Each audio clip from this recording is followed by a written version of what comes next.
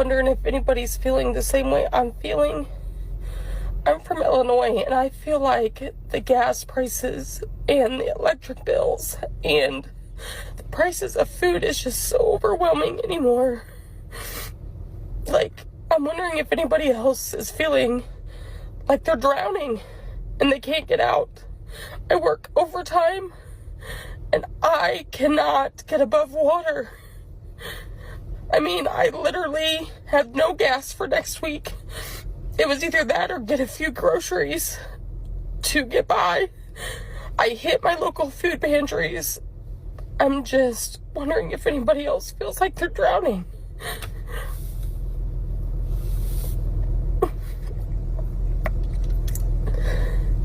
But anyway, I hope everybody has a great day. It was my very first time getting declined at Aldi, and there was of course a long line, and everyone knew that, oh, she doesn't have enough money for her groceries. Nicholas has a lot to say apparently. So anyway, I left the house knowing I had over $200. Between the time of going and shopping and swiping my card, I did not have $200, and my $190 order was declined. So I went into my bank account, and of course a bill came out that I wasn't aware of, and it was $50. So I had to put like $40 worth of groceries back, which was really embarrassing, and I wish like just someone was behind me just to help the embarrassment, to like help the rest of my bill. It's never happened to me before, but it was terrible. I had like $169 in my account. I had to take out like 10 random things, you know, because I'm so embarrassed. Just please take whatever out that's gonna get me down the fastest. So we get paid on Wednesday, which is fine, but it's just the fact that, wow, this has never happened before, and I don't want this to happen again. Hi guys, my name is Olivia. Welcome back again to my channel. We all know that America is in hard times right now, and let's be real, this is exactly what FAFO looks like. Groceries are sky high, families can barely put food on the table. People can't even afford to take care of their kids, and some can't even afford to take care of themselves. Healthcare, forget it. Folks are choosing between medicine and rent. That is how bad the country is. And on top of that, they're still trying to erase Black history. Guys, this isn't about accidents, it's greed, it's racism, and it's power games. And ordinary people, especially Black communities and others, are paying the prices. If you find this video very interesting, please give this video a thumbs up, support the channel by subscribing to it, and drop your thoughts below. Tomorrow is my husband's birthday, so I just ran to the grocery store with my 3 kids and picked up a bakery cake, 3 birthday cards, some chocolate chip cookies that I can binge eat my feelings away, lemonade, granola, Greek yogurt, and a tiny, like, quarter pint of ice cream. $89. That's not even a meal for my 3 children. $89.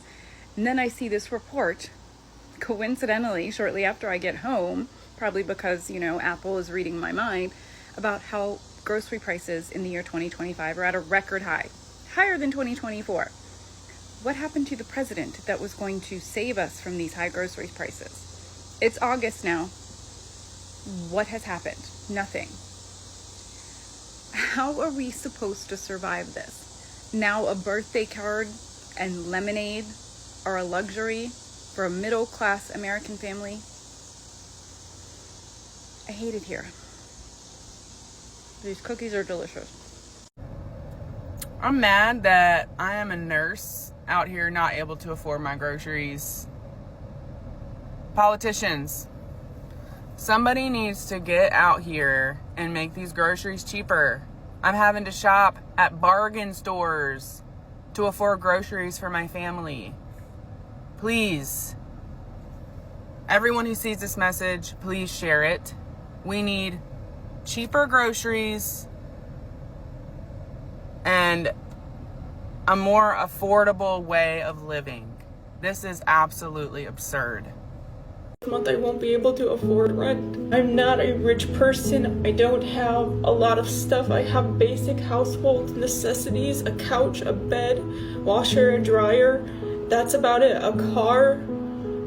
I don't have a lot of lavish things. I don't go on vacations and I don't spend a lot. Rent's increased from $1,300 to $1,800. The food prices are too high. I've cut back on eating because I literally cannot afford food.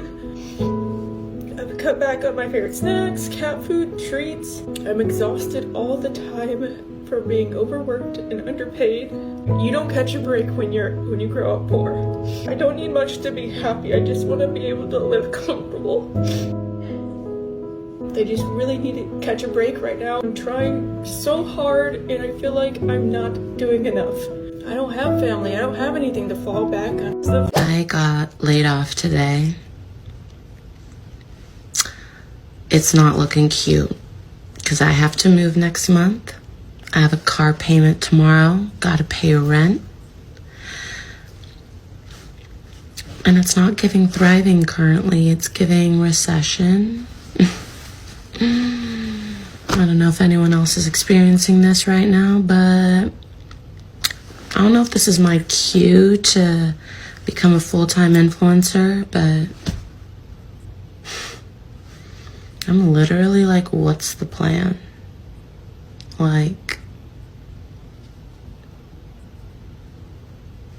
I don't know. I'm a little bit scared and a lot of bit faithful that I'm gonna figure it out.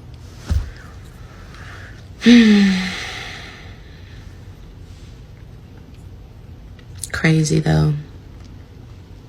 It's real out here. Anyone else?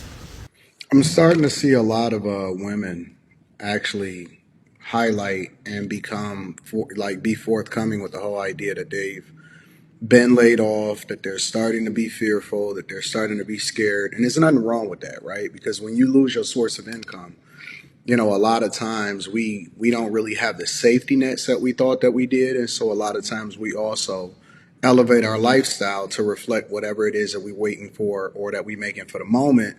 But we don't spend a lot of time, and I'm not saying that that's necessarily her case, but we don't spend a lot of time planning for the what if, right? Planning for if something happens. We so busy planning for our successes that we not also putting the safeguards in place that allow for us to be a little bit more careful. But I am seeing a lot of women that's saying that they're going to go towards the things that I guess is more relaxing, nurturing, the things that they want to do. But I'm also tell you this though.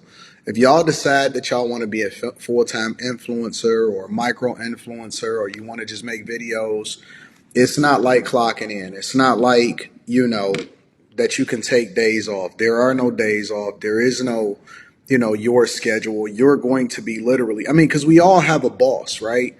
And you're going to literally probably work 10 times harder than you would if you was just operating in corporate America, or if you had a regular job.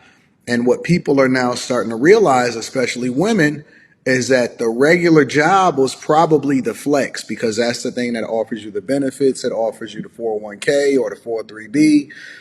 You can get the raw 401k and all of that stuff. And so whereas people were so busy trying to be bosses, now they just trying to figure it out. And I'm starting to see the real, and the rubber is meeting the road on these situations. But it's not just her, right? It's not just black women. It's not just women. It's guys. I don't see guys speaking about it as openly. You'll get a guy here and there.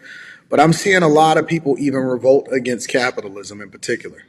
Getting crushed by capitalism is like so cringe, but it's like it's happening to me. And like I got a PhD from Berkeley, and like I can't get a job to save my life.